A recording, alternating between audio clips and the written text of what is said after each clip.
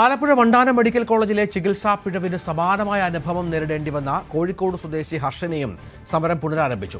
Kozhikode medical കോളേജിന് മുന്നിലാണ് സമരസമിതിയുടെ നേതൃത്വത്തിലുള്ള പ്രതിഷേധം. കുറ്റക്കാർക്കെതിരെ നടപടിയെടുക്കാത്തിടത്തോളം കാലം ഇത്തരം സംഭവങ്ങൾ തുടർക്കഥയാകുമെന്നും ആരോഗ്യമന്ത്രി ഉറപ്പു തന്നിട്ടും ഒരു സഹായവും ഇതുവരെ ലഭിച്ചിട്ടില്ലെന്നും ഹർഷീന ന്യൂസ് 18 പറഞ്ഞു.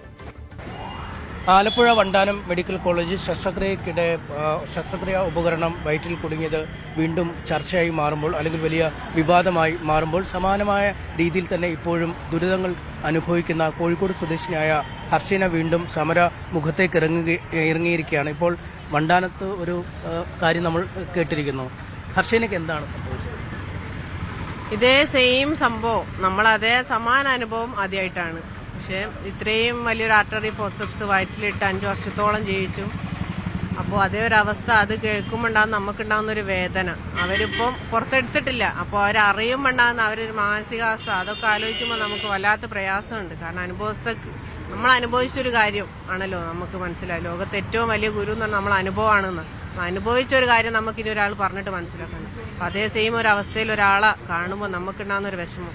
പക്ഷേ ആദ്യമൊക്കെ എന്ത് സംഭവിക്കും നമുക്കൊരു പ്രതീക്ഷ ഉണ്ടായിരുന്നു, ഇതിനൊരു പരിഹാരം ഉണ്ടാകും എന്നുള്ളത്. പക്ഷെ ഈ നമ്മളെ അനുഭവം കൊണ്ട് മനസ്സിലായത് ഇതിനൊരു പരിഹാരം, പ്രത്യേകിച്ച് ഗവൺമെന്റ് ഹോസ്പിറ്റലുകളിൽ നിന്ന് സംഭവിക്കുന്ന ഇത്തരം മെഡിക്കൽ നെഗ്ലിജൻസിന് ആരോഗ്യവകുപ്പിന്റെ ഗവൺമെന്റിന്റെ ഭാഗത്തുനിന്ന് യാതൊരു തരത്തിലുള്ള നടപടി ഉണ്ടാവില്ല, ഒരു പരിഹാരം ഉണ്ടാവില്ല എന്നുള്ളത് തന്നെയാണ്.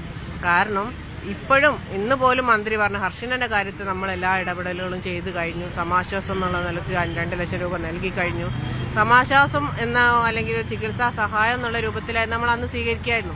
ഹർഷീനക്ക് മുഴുവൻ നഷ്ടപരിഹാരം, ഇന്നും നാളെ ഇനി മരണം വരെ അനുഭവിക്കുന്ന പ്രയാസത്തിനുള്ള ഒരു നഷ്ടപരിഹാരമായിട്ടാണ് അവർ 2 ലക്ഷം രൂപ നൽകിയത്. അപ്പം നമ്മൾ ചെലവാക്കിയ ലക്ഷക്കണക്കിന് തുക ചെലവാക്കിയാണ് നമ്മൾ 5 വർഷം ചികിത്സിച്ച് നമുക്ക് കണ്ടെത്താൻ പറ്റിയിട്ടില്ല. പല തരത്തിലുള്ള ആരോഗ്യ പ്രശ്നങ്ങളുണ്ടായി, ചെറിയ സർജറികൾ നടന്നു, ഇൻഫെക്ഷൻ കാരണം ഒരു ഗ്ലാൻഡ് തന്നെ എടുത്ത് കളയേണ്ടി വന്നു, പല രൂപത്തിലുള്ള മരുന്നുകളും പല തരത്തിലുള്ള ചികിത്സകളും നടത്തി.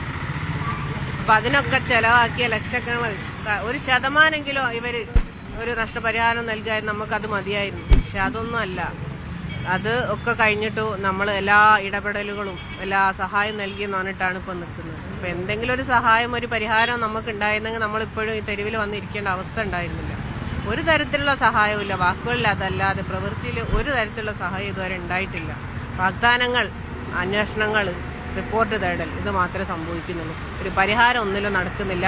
ഇത് ചെയ്തവർക്കെതിരെ ഒരു തരത്തിലുള്ള നടപടിയും ഉണ്ടാകുന്നില്ല. അതുകൊണ്ട് ഇനിയും ഇതുപോലെയുള്ള നെഗ്ലിജൻസുകൾ തുടരും എന്നുള്ളത് തന്നെയാണ് നമ്മൾ പറയാനുള്ളത്.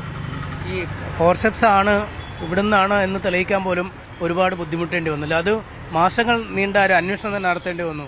ആദ്യം നടത്തിയ ശസ്ത്രക്രിയയുടെ ഫലങ്ങൾ, പിന്നീട് നടത്തിയത്, പിന്നീട് ഈ ഉപകരണം പരിശോധിക്കാം അല്ലെ, ഒരു വലിയ ഇത് ഇവിടുത്തെ ഉപകരണമാണ് തെളിയിക്കാൻ പോലും ഒരു വലിയ പോരാട്ടം വേണ്ടി വന്നു. MRI സ്കാനിങ്ങിന്റെ റിപ്പോർട്ട് വരെ കൊടുത്തിട്ടും അവർ പലതരത്തിൽ അങ്ങോട്ട് തട്ടി ഇങ്ങോട്ട് തട്ടി അനുഭവിച്ച ആൾക്കറിയാം. പിന്നെ എത്രയും തെളിവുകൾ സഹിതം ആയിട്ടും അവർക്ക് അംഗീകരിക്കാൻ കഴിയുന്നില്ല. കാരണം ഇത് നടപടി സ്വീകരിക്കാനുള്ള മടി, അത് മാത്രമാണ്. അല്ലാതെ ഇതാർക്കും കൊച്ചു കുട്ടികൾക്ക് പോലും മനസ്സിലാവുന്നത് എവിടുന്ന എപ്പോഴാ കുടുങ്ങിയെന്നുള്ളത്.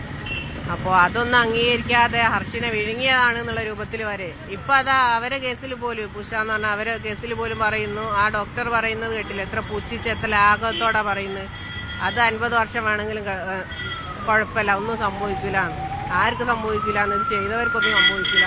അല്ലാണ്ട് ഇത് അനുഭവിക്കുന്നവർക്ക് അനുഭവിച്ചവർക്ക് അറിയാം. അപ്പോൾ അവർ പറയുന്നത് എന്താണെന്ന് വെച്ചാൽ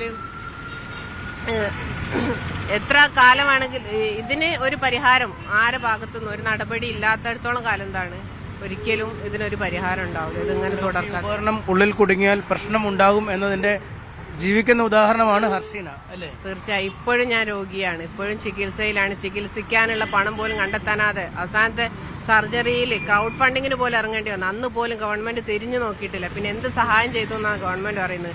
ഇപ്പം മുൻ പ്രതിപക്ഷ നേതാവിന്റെയും അവർ നൽകിയ ചികിത്സാ സഹായം കൊണ്ടാണ് ഇപ്പോൾ ചികിത്സ നടന്നുകൊണ്ടിരിക്കുന്നത്. അപ്പം എന്ത് തരത്തിലുള്ള സഹായം, വെറുതെ നാവ് കൊണ്ടുള്ള സഹായമാണോ ഒരു കേരളത്തിന്റെ അല്ലെങ്കിൽ ഒരു സംസ്ഥാനത്തിന്റെ ആരോഗ്യമന്ത്രി ഇത്രയും വലിയൊരു ദുരിതം അനുഭവിച്ചവർക്ക് നൽകുന്നത്? എന്നിട്ട് തള്ളി മറിക്കുക വീണ്ടും ഞങ്ങളെല്ലാ സഹായവും ചെയ്തു കഴിഞ്ഞു. എന്നിട്ടും വെറുതെ ഇവിടെ അങ്ങനെ ഈ ഒരു റംസാൻ കാലത്തും ഈ ഒരു തെരുവിലേക്ക് വന്ന് വെയിലത്ത് വന്ന് ഇരിക്കണമെങ്കിൽ എത്രത്തോളം പ്രയാസം ഉണ്ടാവുന്നു മനുഷ്യർക്ക് ഊഹിച്ചറിയില്ല. ജനങ്ങൾ കാണുന്നില്ല. അവർ അന്നത്തെ പ്രസ്താവനയും നിരന്തരം ഓരോ പ്രസ്താവനകളും കാണുന്നില്ലേ. അല്ലാതെ അന്ന് വേറെന്തൊക്കെയോ പറഞ്ഞു, അത് ഞങ്ങൾ മറന്ന് ഇന്ന് പറയുന്ന അങ്ങ് വിശ്വസിച്ചോളൂ എന്ന് പറഞ്ഞിട്ട് ഞങ്ങളെല്ലാം കഴിഞ്ഞു, ഹർഷിനക്കെല്ലാം പരിഹാരമായി എന്ന് പറയുമ്പോൾ അതാണോ പരിഹാരം?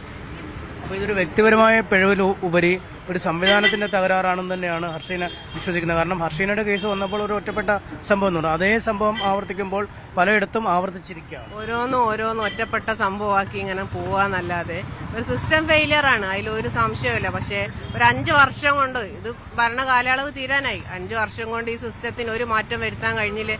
പിന്നെ ഒരു ആരോഗ്യ വകുപ്പ് മന്ത്രി എന്ന് പറഞ്ഞിട്ട് എന്താ, കുറെ കെട്ടിടങ്ങൾ ഉണ്ടാക്കുക, ഉദ്ഘാടനം ചെയ്യുക, ഫേസ്ബുക്കിൽ തള്ളുക എന്നുള്ളത് മാത്രമാണോ ഒരു ആരോഗ്യ വകുപ്പ് മന്ത്രിയുടെ ചുമതല ഒരു സംസ്ഥാനത്തിന്റെ? അല്ലാതെ ഇവിടെ സിസ്റ്റം ഫെയിലിയർ ആണ്. ആ സിസ്റ്റം നന്നാക്കാനുള്ള ആരാ? നമ്മൾ സാധാരണ പൊതുജനങ്ങളാണോ നന്നാക്കേണ്ടത്? അപ്പൊ അത് നന്നാക്കിയിട്ട് ജനങ്ങൾക്ക്, ഗവൺമെന്റ് ഹോസ്പിറ്റലിൽ ജനങ്ങൾക്കുള്ള വിശ്വാസ്യത കൂടെ ഇവിടെ നഷ്ടപ്പെടുകയാണ്.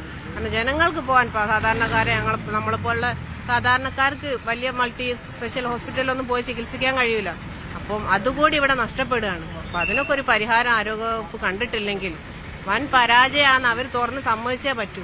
അല്ലാതെ വെറുതെ തള്ളി മറിച്ചിട്ടൊന്നും കാര്യം. ഒരു നഷ്ടപരിഹാരം അർഹമായ വേണം, അതാണ് ഇപ്പോഴത്തെ. തീർച്ചയായും വേണം. നമുക്ക് നഷ്ടപ്പെട്ട ഒരു സാമ്പത്തിക പരിഹാരമെങ്കിലും തന്നേ പറ്റൂ. നമ്മൾ അനുഭവിച്ച വേദനക്കോ ഇനി അനുഭവിക്കാനിരിക്കുന്ന വേദനക്കൊന്നും ഒരാൾക്കൊരു പരിഹാരം നൽകാൻ കഴിയില്ല. അത് പടച്ചോന്ന് തന്നോളും. പക്ഷെ നമുക്ക് സാമ്പത്തികമായി നഷ്ടപ്പെട്ട, അവര് കാരണം നഷ്ടപ്പെട്ട, അതിനൊരു പരിഹാരം ഉണ്ടായേ പറ്റും. എന്തായാലും കേവലം ഇതൊരു ഒറ്റപ്പെട്ട കേസല്ല. കാരണം തന്റെ സംഭവത്തിൽ ഉണ്ടായത് അതേപടി ആലപ്പുഴയിലും ആവർത്തിച്ചിരിക്കുന്നു. ഇതൊരു സംവിധാനത്തിന്റെ പരാജയമാണ്. അതുകൊണ്ട് കൃത്യമായ നഷ്ടപരിഹാരം നൽകണമെന്ന ആവശ്യവുമായാണ് വീണ്ടും ഹർഷീന സമരമുഖത്ത് ഇറങ്ങിയിരിക്കുന്നത്. കൂടുതൽ വാർത്തകൾക്ക് news 18 Keralam YouTube channel subscribe ചെയ്യുക.